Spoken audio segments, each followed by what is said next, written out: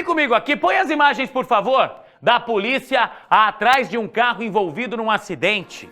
Gravíssimo, tá? Lá em Biporã. É quase Velozes e Furiosos, enche a tela!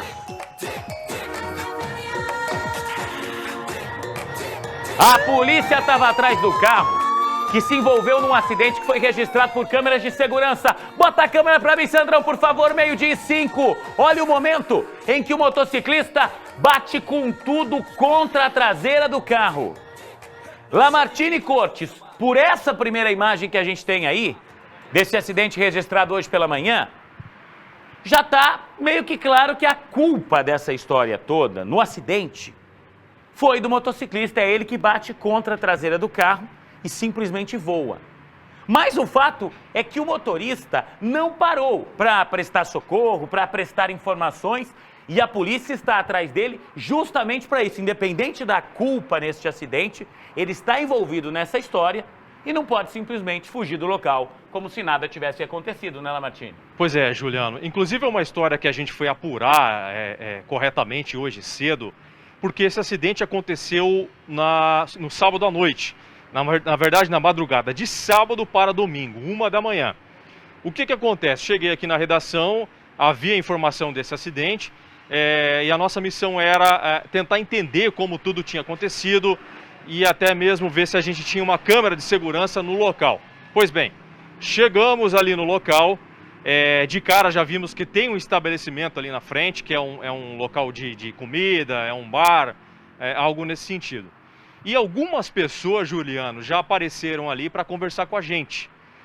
Primeiro que o dono desse estabelecimento, ele também mora ali no entorno, mora ali perto, e ele disse que chegou a ouvir o barulho da pancada. Veja só, ele ouviu o barulho da pancada. E aí, passado um tempo ali de conversa, nós conseguimos essas imagens que a gente está vendo, de câmeras de segurança que flagraram o momento do acidente.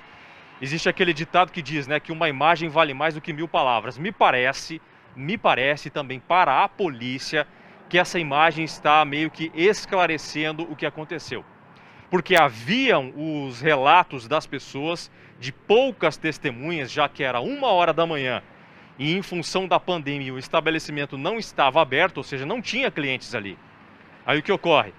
Com esta imagem, percebe-se, eu não estou fazendo uma afirmação, mas percebe-se que o motociclista vem em alta velocidade, o carro entra ali na BR-369 e infelizmente ele acaba batendo com tudo na traseira deste carro. Isso é o que a gente está vendo na imagem. Aí, Juliano, passou um tempo em que a gente estava ali no local do acidente, a Polícia Civil chegou.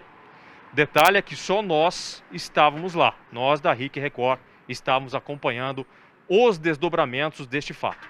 Pois bem, a polícia entrou no estabelecimento, conversou com o dono, conversou com as poucas testemunhas que estavam ali no local, e aí chegou a informação de que a polícia já tinha localizado o carro, já tinha localizado o motorista em que a moto acabou batendo.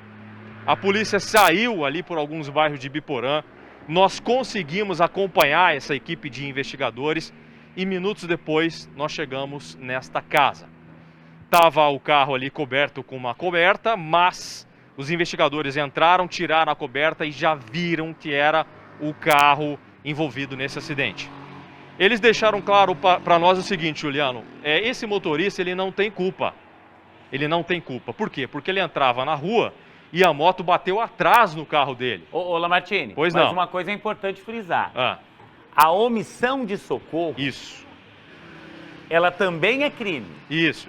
Ele não tem, claramente pela câmera de segurança que você está vendo de novo aí, ó, é o motociclista que bate com tudo contra o carro. Exatamente. Só que fugir do local, ainda que tenha sido o motociclista que provocou o acidente, que se feriu gravemente e infelizmente morreu, fugir do local sem prestar socorro, sem dar assistência a essa vítima, isso também é considerado crime, Lamartine. Exatamente. E foi o que a gente viu ali agora. Eu não consigo entender o porquê, não sei se era medo, eu não consigo entender o porquê a pessoa não provocou acidente, foge do local e, como você disse, cobre o carro ainda, usou um cobertor para tampar a parte traseira do veículo ali na garagem, no momento que a polícia tirou. Põe a imagem da casa para mim ali, ó. No momento que a polícia tirou ali o cobertor, já encontrou ali o amassado do momento em que aconteceu esse acidente.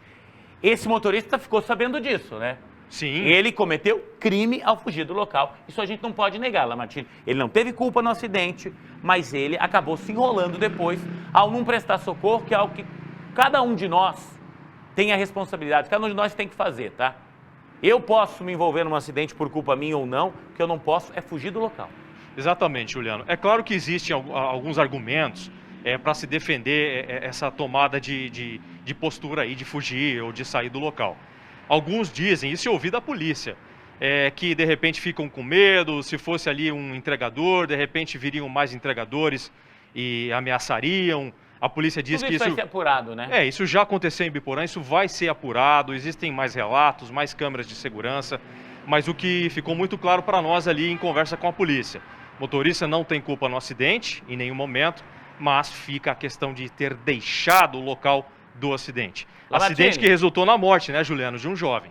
Acabou de ficar pronta a reportagem que você trouxe agora lá de Ibiporã e a gente vai acompanhar juntos. Na sequência, eu e o Lamartine, a gente vai conversar aqui com o delegado Vitor Dutra, que é o responsável pela apuração de toda essa história. E ele até vai colocar muito bem essa história da fuga do local, do crime de omissão de socorro. 12:11, vem comigo e enche a tela. A imagem da câmera de segurança mostra o momento do acidente. Repare que o carro sai de uma rua do bairro e entra na BR-369. De repente, o motociclista vem em alta velocidade e bate na traseira do veículo. Ele e o garupa são projetados e caem no chão. A câmera fica dentro deste estabelecimento, que estava fechado na hora. O dono, que também mora no local, diz que acordou com o barulho da pancada. Acordei com o barulho do acidente. A hora que eu saí no portão, o carro já tinha evadido do local.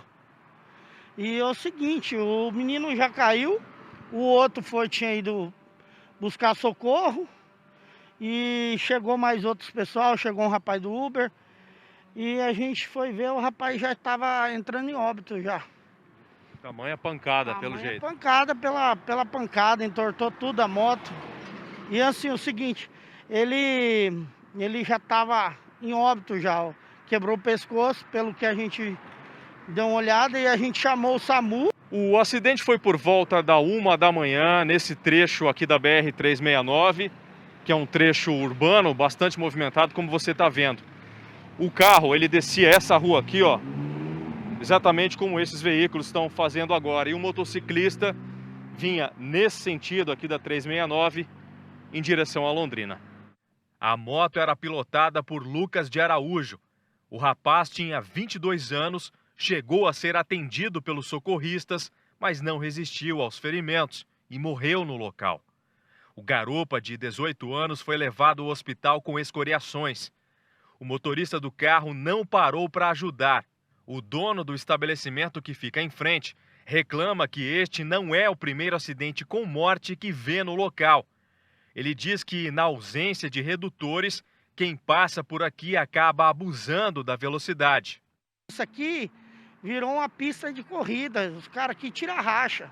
Porque você vendo daquela rotatória na outra que está sendo construída, a outra lá está sendo uma obra boa aqui pra gente, Ibiporã. Mas o que precisa? Precisa de redutores de velocidade aqui nesse trajeto, porque para frente, lá, indo para Londrina, ou indo para Jataizinho, depois da rotatória que vai ser construída, tem quebra-mola.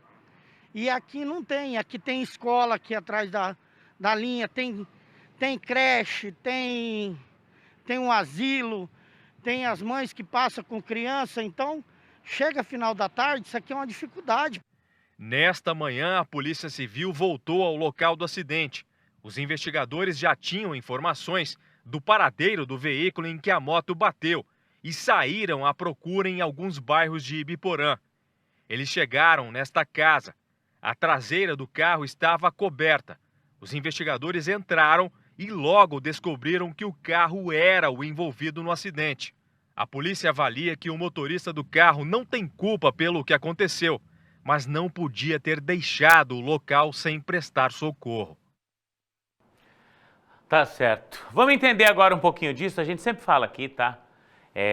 O risco de um acidente existe para quem dirige, para quem está caminhando na rua, para quem está de moto, de carro, de caminhão, de trator, de ônibus. Ô, Lamartine, você já bateu alguma vez? Já bateram em você alguma vez? Nunca, graças a Deus, Nunca? nunca. Tá, eu já me envolvi em uns 2 ou 3 acidentes. Um deles por culpa minha e 2 bateram no meu carro. Então, assim, em todos os casos, nesse que eu tive culpa, eu parei, socorri a pessoa, nos outros eu permaneci no local e eu acho que isso é o mínimo que se espera. Eu entendo essa possibilidade do medo que a pessoa teve lá no local, tudo isso, mas a gente tem que pensar que quanto mais rápido fosse o socorro a esse motociclista, Lamartine, a chance dele sobreviver existiria. E se alguém que está no local, ainda mais que esse acidente aconteceu aí, num local que estava deserto, você está vendo imagens aí da vítima, se ele fosse socorrido, quanto mais rápido alguém prestasse socorro, alguém ligasse para o SAMU, alguém ligasse para o SEAT, a chance de sobrevivência era maior, né? Daí a importância do socorro rápido. Sem dúvida, né, Juliano? Porque não se sabia da gravidade do que tinha acontecido, a não ser pelo próprio motorista que sentiu a pancada ali no carro dele, né? A gente entende essa questão do medo, como você mesmo disse, ainda mais se tratando de um local escuro ali, eu conheço aquela região ali, a gente já fez matérias, reportagens algumas vezes, e o estabelecimento, esse bar, esse local estava fechado, senão teria muito movimento ali e várias testemunhas. Agora, é importante até, eu sei que a gente vai conversar provavelmente com o delegado daqui a pouco, saber se teria sido menos pior se ele tivesse parado, prestado socorro, chamado socorro, ajudado ali, e a história estaria encerrada para ele, porque agora vai haver uma complicação para o motorista, né, Juliano? Existe um crime aí. Então, se ele tivesse parado, seria diferente, não é verdade? Vamos conversar agora com o delegado Vitor Dutra, que gentilmente nos atende aqui, delegado responsável pela cidade de Ibiporã. Doutor Vitor, boa tarde, obrigado por conversar com a gente.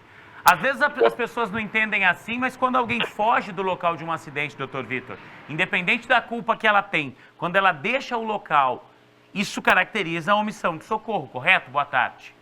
Correto, Juliano. Boa tarde a todos. Foi instaurado inquérito policial para apurar essas circunstâncias, né?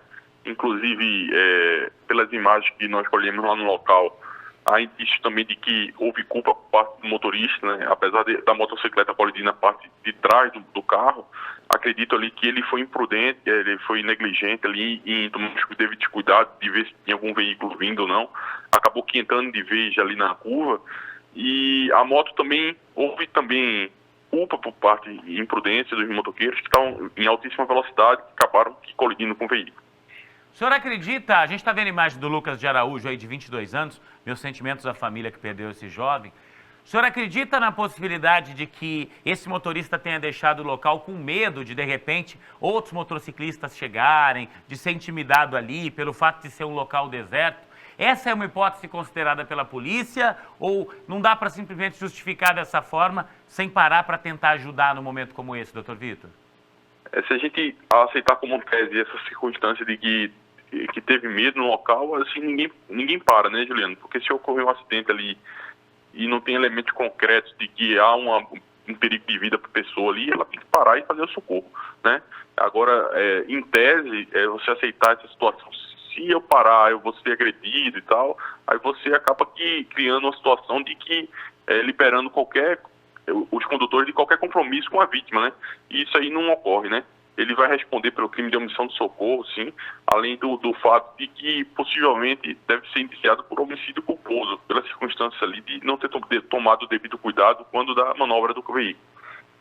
Doutor, uma opinião bem particular do senhor, eu particularmente acho que a lei que fala de omissão de socorro, ela não pune como deveria o cidadão. Pode voltar comigo aqui, Adriano.